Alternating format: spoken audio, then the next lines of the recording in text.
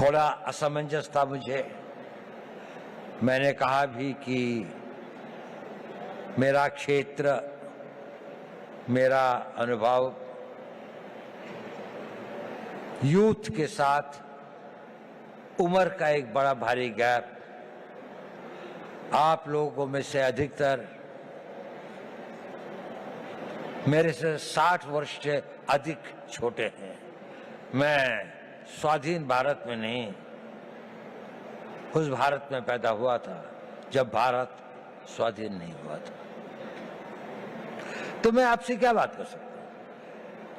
क्या चीज है जिस विषय पर मैं आप लोगों से बातचीत कर सकूं?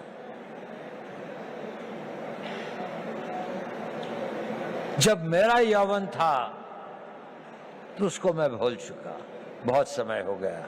और जो आपका युवा काल है उसके अंदर इतना परिवर्तन आ चुका है कि मुझे कई चीजों का ज्ञान भी नहीं है।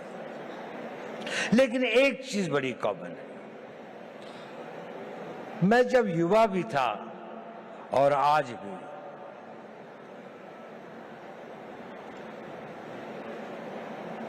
एक चीज का मैंने देखा, वो हमेशा आपके साथ चलती है, आपको पता हो या ना हो, आप कॉन्शियस हो या ना हो, चीज बहुत छोटी है लेकिन वो आपके जीवन की लोकाई को डिटरमिन करती है, उसकी गति और उसका क्या अंत में वो कहां पहुंचेगी इसका निर्णय करती है। वो होती है आपके निर्णय लेने की क्षमता। आप सभी निर्णय लेते हैं। युवा को अपने रोजमर्रा की जिंदगी में छोटे निर्णय और बड़े निर्णय करने पड़ते हैं, और जैसे जैसे आप बढ़ते जाएंगे, छोटी सी बात से और बड़े बड़े निर्णय आप लोगों को ही लेने पड़ेंगे। भारत तो विकसित होगा ही। भारत जिस गति और जिस रफ्तार पर प्रधानमंत्री मोदी जी इसको ले आए हैं, ये एक ऑटो मोड में भी चलेगा और विकसित हो जाएगा। लेकिन प्रश्न यह है कि इस विकसित भारत का नेतृत्व कौन करेगा, वो कितने सक्षम होंगे। और नेता की सबसे बड़ी शक्ति जो होती है, सबसे बड़ा हुनर, सबसे बड़ी योग्यता वो होती है कि वो सही निर्णय लेता है, समय पर निर्णय लेता है और अपनी पूरी आस्था और उसके साथ उन निर्णयों पर कार्यान्वित करता है। तो अगर आपको भारत के विकसित भारत का नेता बनना है, किसी भी क्षेत्र में हो, साइंस में हो, टेक्नोलॉजी में हो, सिक्योरिटी के क्षेत्र में हो, आपको निर्णय लेने पड़ेंगे और यह निर्णय लेने की क्षमता आपको अभी से विकसित करनी पड़ेगी। आप लोगों ने बहुत कुछ पढ़ा है, आप भारत के जागृत युवक हैं। निर्णय कैसे लें, बहुत सारे मोटिवेशनल स्पीकर्स बताते हैं, मैं उस बारे में ज्यादा नहीं कहना चाहता।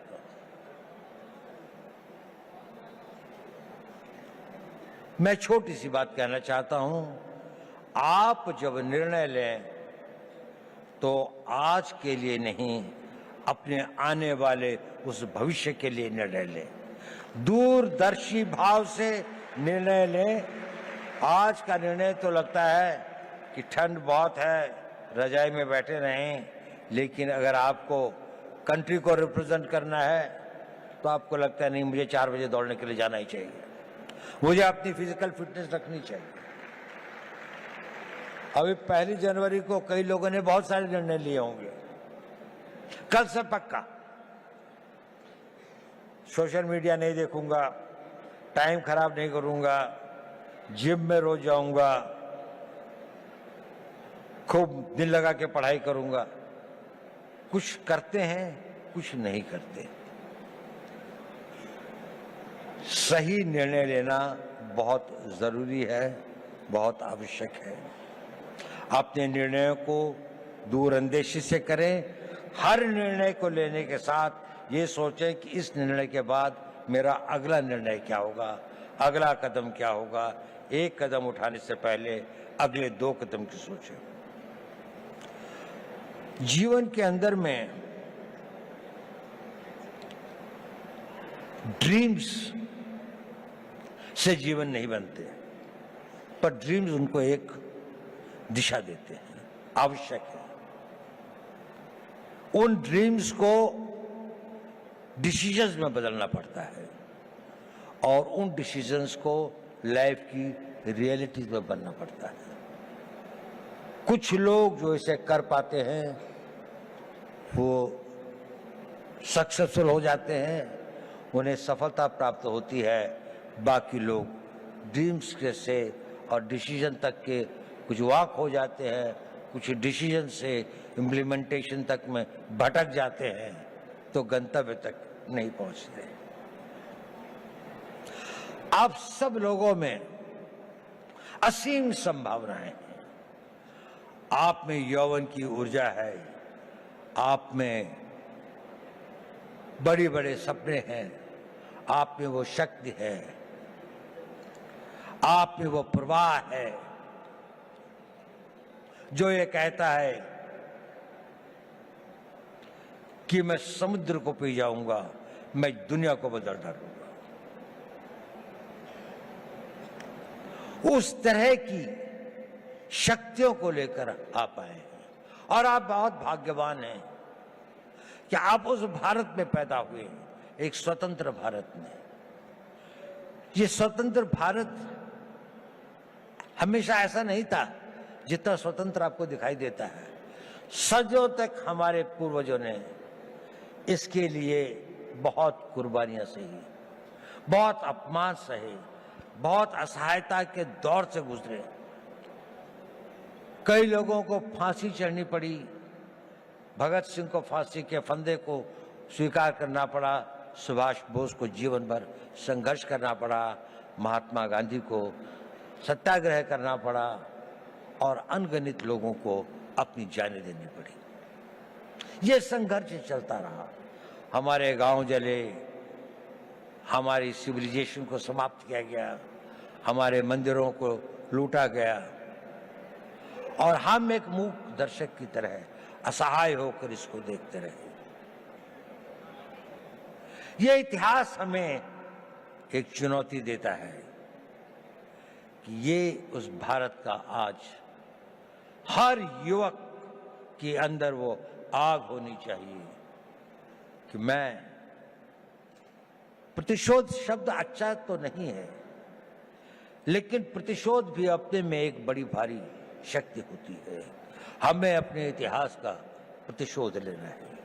हमने इस देश को फिर वहां पहुंचाना है जहां पर हम अपने हक, अपने विचार और अपनी आस्थाओं के आधार पर एक महान भारत का निर्माण कर सकें। हमारी एक बड़ी विकसित सभ्यता थी। हमने किसी के मंदिर नहीं तोड़े, हमने कहीं जाकर लूटा नहीं, हमने किसी बाहर के लोगों के ऊपर आक्रमण नहीं किया, जबकि सारी दुनिया बहुत पिछड़ी थी।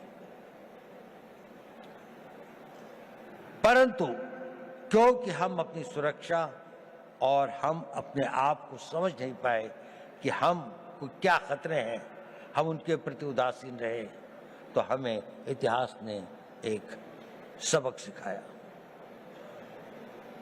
क्या हमने वह सबक सीखा? क्या उस सबक को हम याद रखेंगे? अगर आने वाली पीढ़ियां उस सबक को भूल जाएंगी तो ये इस देश का सबसे बड़ा ट्रेजेडी होगी। सेंट पीटर्सबर्ग के अंदर में एक बहुत बूढ़ा रवि रहता था, यू। वहां का जो बिशप था वो दोनों बहुत दोस्त थे। तो एक दिन बिशप उसके घर पे आया तो रवि जो था करीब 80-85 साल का था, तो उसकी आंखों में आंसू थे। उसने कहा, रवि क्या बात है, आज तुम उदास लग रहे हो? नहीं, उसने कहा, सोच रहा था। उसने कहा, क्या सोच रहे थे? उसने कहा, मैं ये सोच रहा था कि जूस का क्या होगा। उसने कहा, देखो पिछले 2000 सालों से तुम संघर्ष कर रहे हो, 2000 सालों से यात्राएं सह रहे हो, 2000 सालों से तुम्हारे ऊपर इतनी अधिक वो हुई, प्रोग्राम थे दुनिया में, क्या तुम्हें इस बात का रोना आ रहा है?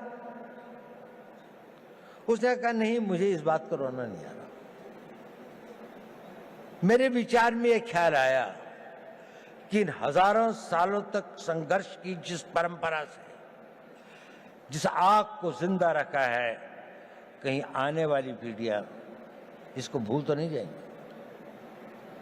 और भूल तो नहीं जाएंगी कि हमें अपने आप को फिर से शक्तिशाली बनाना है, अपनी रक्षा करनी है। ये भाव था, ये बड़ा पावरफुल सेंटिमेंट है, और हमें अपने उस सेंटिमेंट से ही प्रेरित होना चाहिए। कई सारी ऐसी बातें होती हैं हमारे ऊपर, कई सारे इस तरह के आघात होते हैं जिससे हमें लगता है कि अगर हमारे साथ में अन्याय हुआ है, अगर हमारे साथ दुर्व्यवहार हुआ है, हमारे गांव जलाए गए, हमारी मातृशक्ति का अपमानित किया गया, तो इसका हम भी अपने आप को इतना मजबूत करेंगे, हर रूप से, आर्थिक रूप से, रक्षात्मक रूप से, टेक्नोलॉजी के रूप से, हर क्षेत्र में हमें आगे बढ़ना है। तो मैंने ये बताया कि आवश्यक है कि आप जीवन में सही निर्णय लें और निर्णय लेने की शक्ति बनाएं। मैं उस पर ज़्यादा नहीं बोलूँगा क्योंकि आप लोग काफ़ी जागरूक हैं। मैं एक दूसरी बात पे कुछ कहना चाहता हूँ।